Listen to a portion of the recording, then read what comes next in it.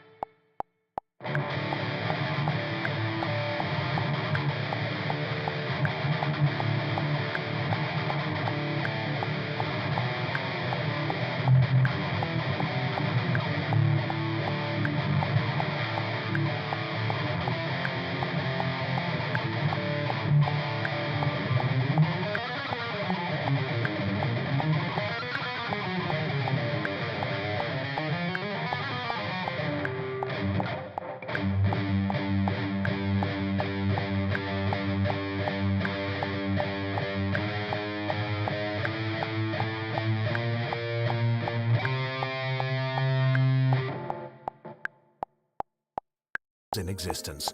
They don't seem to make any sense at all. Where do they come from? And what happens if you fall into one?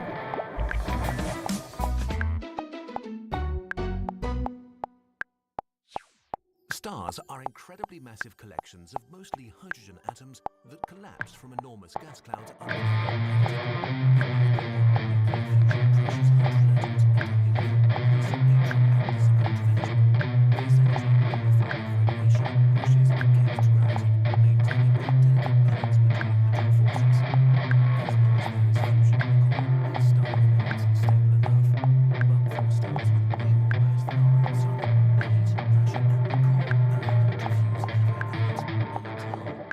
giant.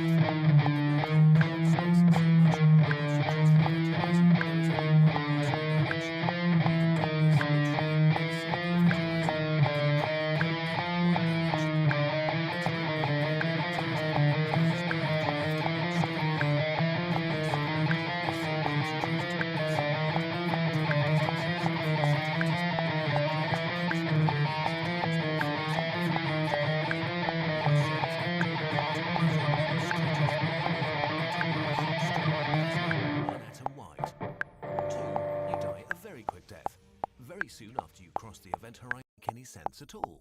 Where do they come from? And what happens if you fall into one?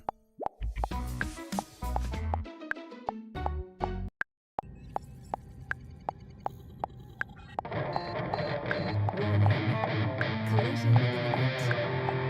Gravitational anomaly detected.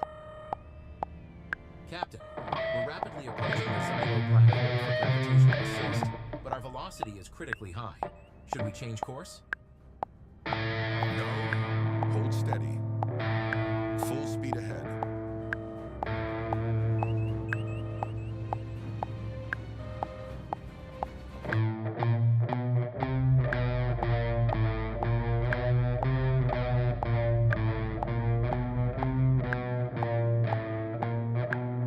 It's remarkable that these bizarre objects even exist.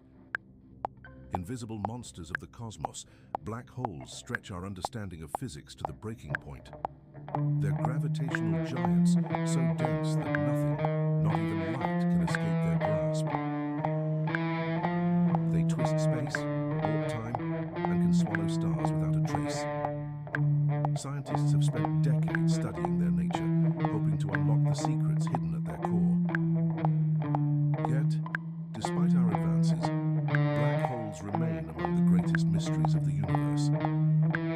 So what exactly is a black hole? They're described by Einstein's theory of general relativity. They are distortions. In Einstein's theory, they're distortions in space-time. And their distortions are so extreme that there's a region from which light can't escape in this space-time. So the classic example is the collapse of a massive star, which essentially the history is that in 1916, so only just a few months after Einstein published his theory of general relativity, Carl showed how space and time are distorted around outside a perfectly spherical non-spinning ball particle. So it's a solution of Einstein's equations. So it tells you the distortion of space-time outside a star, a simple model of a star. Now, it turns out that in those equations, if you just keep the distortion but remove the star, but leave the mathematics there, then you have the description of a black hole. So it's in there.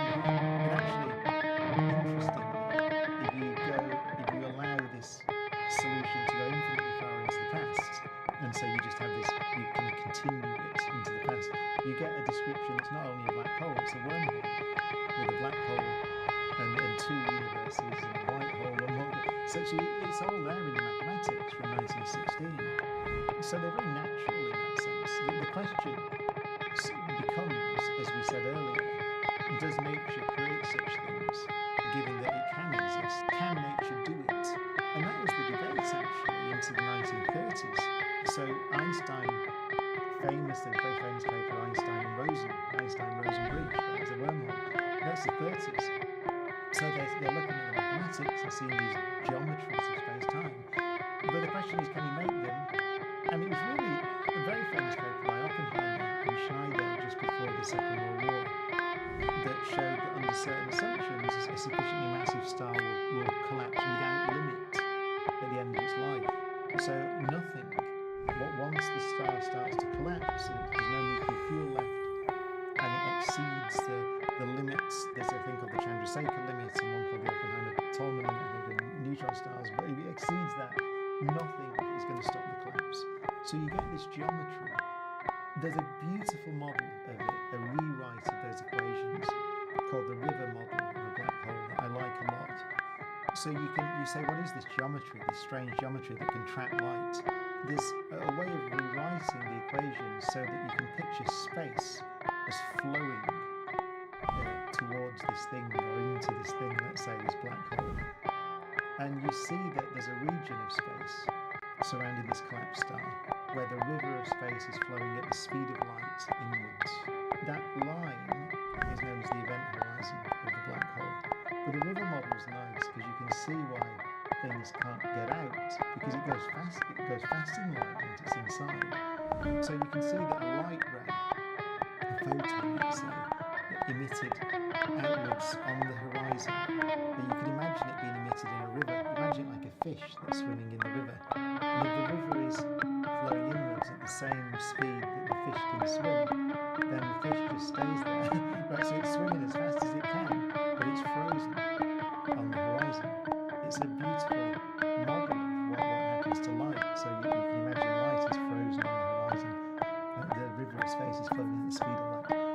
And inside, then whatever you do, you're being swept inwards. You're going towards this thing that's the singularity.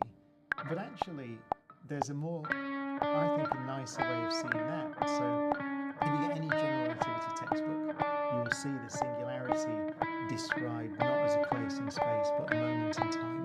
That's how it kind of appears. And now we can draw these beautiful maps called Penrose diagrams where you can really see that. But that was the 1960s. So this confused a lot of people. But in what sense is the singularity a moment in time? Once you cross the horizon, the geometry is such that the singularity lies in your future. So it lies in your future and you cannot escape it. And that would be, what is such a thing? Well, that would be like tomorrow is such a thing for us. It's something in the future that we cannot escape. No matter how we move, no matter what we do, we're going to tomorrow. And so it's in that sense that this, you could say that space and time have become so distorted that they've swapped roles. So you had all this mathematics, this picture was available in 1916 for the non-spinning black hole. It was in the 60s that the spinning solution was found by Roy Kerr. It's much more complicated. But the basic idea was there in 1916, but most physicists thought they wouldn't form. Oppenheimer, Schneider showed they do. Ultimately, Roger Penrose, who really showed that they would form in the 60s again. And now we have very strong evidence that they exist. So the centre of the Milky Way, we have very strong evidence from the way that stars orbit around this central object, which is Sagittarius A star, it's called, which is a supermassive black hole. That was the Nobel Prize was awarded for that a few years ago. But now, of course, we have two images, radioseismic images of black holes of Sagittarius A star in our galaxy, and the M87 black hole, and Messier 87 galaxy, which is a very big one. It's about 6 billion times the mass of the sun. So these things exist. The very long answer to your short question is that they're distortions in space and time, configurations, geometries, which were predicted very shortly after Einstein published his theory, and we now know to exist. And they trap light, basically. So that's we then get into what relativistic mechanics are. Both the general relativity and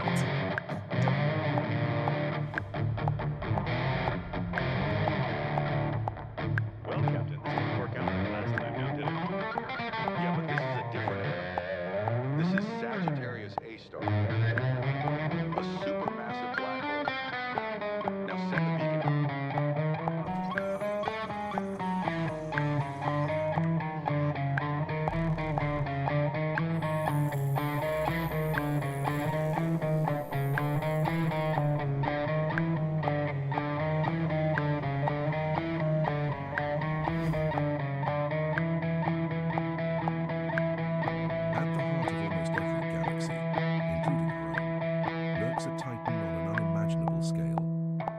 A supermassive black hole. Millions, even billions of times the mass of our sun. These colossal entities command entire galaxies, orchestrating the motion of billions of stars. They shape cosmic evolution, spew powerful jets of radiation across millions of light years, and their voracious appetites can light up galaxies from within.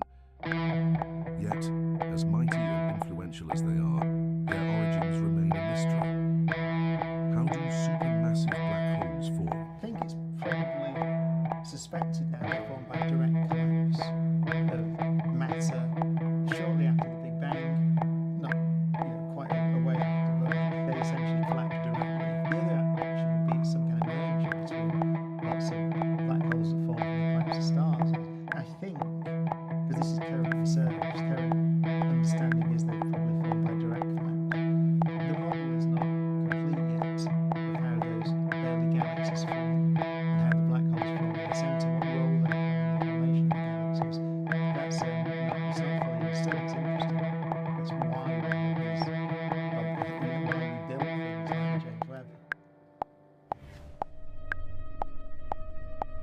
In countless science fiction stories, we've imagined what might happen if you fell into a black hole. Popular culture often portrays this dramatic event as being stretched into spaghetti-like strands, a process known as spaghettification. But supermassive black holes are intriguingly different.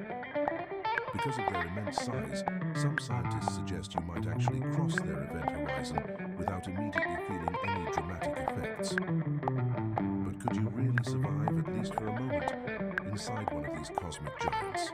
Or would you inevitably meet the same bizarre fate? A stellar mass black hole, these things like, say, 10, 20, 30 times the mass of the Sun, what's called the tidal gravitational forces. They're the things that raise the tides on the Earth, right, in the oceans, but they're very much stronger. And for small black holes, they become rather large even before you cross the horizon. But for a very big black hole, a supermassive black hole, then according to Einstein's theory, you could free fall across the horizon and notice absolutely nothing. You wouldn't feel the tidal forces until you were in the interior and approaching the singularity. And I said that it's inevitable that when you cross the horizon, you go to the singularity, you get swept in by this river of space, let's say, or you could say the singularity is in your future and you're going to it. Different pictures of the same thing, and you get it's about a day or so in a supermassive black hole. So you cross the horizon, you'd be okay for about a day. It depends on the mass, right? But ultimately you go to the singularity, you get spaghettified, you feel the tidal forces, stretched in one direction, squashed in the other, your atoms get ripped apart, and you go to the singularity, and then we don't know what happens there. As I said, in Einstein's theory, it's the end of time. It isn't. We're pretty sure, because Stephen Hawking showed back in the 1970s, black holes radiate, so they lose energy, and over time, vast amounts of time, they disappear, they evaporate away.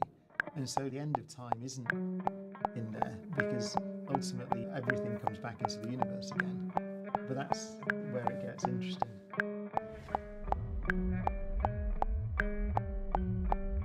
One of the most fascinating aspects of black holes is their incredible range in size.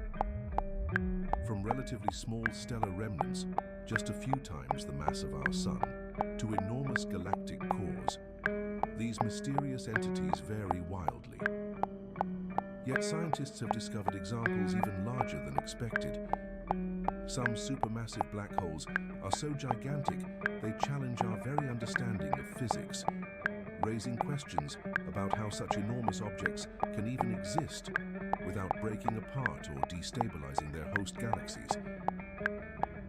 This remarkable scale leads us to wonder, just how big can black holes actually get? So that will be set ultimately by how they form in the early universe, what the amount of material that was present that could collapse into that thing. And ultimately that goes back to the fluctuations in the distribution of the primordial ingredients of the universe. So shortly after the Big Bang, the so-called ripples that we see in the cosmic microwave background radiation, which most likely come from quantum mechanical fluctuations during inflation, which is before the Big Bang. So in our universe, then the maximum mass of a black hole will ultimately be given by those conditions that were present very shortly after the Big Bang, which likely we're talking about the theory of inflation then, and how those ripples came to be imprinted into the universe. But we see, as I said, we see them that are many billions of times the mass of the Sun. Perhaps the most mind-boggling idea surrounding black holes is that they could be gateways to other universes, or even creators of new realities themselves. Some physicists speculate that the conditions inside a black hole might mimic those of the Big Bang, the birth of our universe. This astonishing concept raises an extraordinary possibility. Maybe our universe began as a singularity within another, much larger cosmos, hidden behind an event horizon. Could the cosmos we live in actually exist inside a black hole, part of a greater, unfathomably vast multiverse? Could our entire universe itself be contained within a black hole?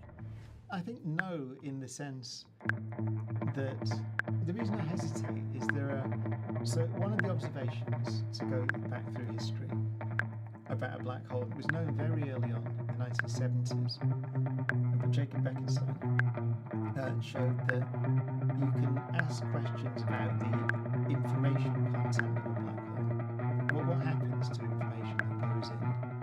What we do know, and it was a very early calculation, is that what's called the entropy of a black hole, the information it hides, is equal to the surface area of the event horizon of a black hole in units called square Planck lengths. So it's a very interesting observation. And it's really simple. There's a simple calculation, actually, a back of the envelope calculation, where you can show that. But what it means is not understood. It's an example of what we call holography, the holographic principle, because you're saying that there's a region of space, and whatever's in there, the information that's in there, is somehow imprinted on a boundary surrounding it. Somehow, a dual description of this system. There is a suggestion that the universe as a whole is like that. You can consider this room, for example. In some sense, we don't fully understand. Everything in this room is being specified by the theory that lives on the surface surrounding the room. So in a sense, everything's like a black hole in that sense, right? But it's probably more correct to say that the black holes are the key, the key to showing us that this is more generally true of the universe.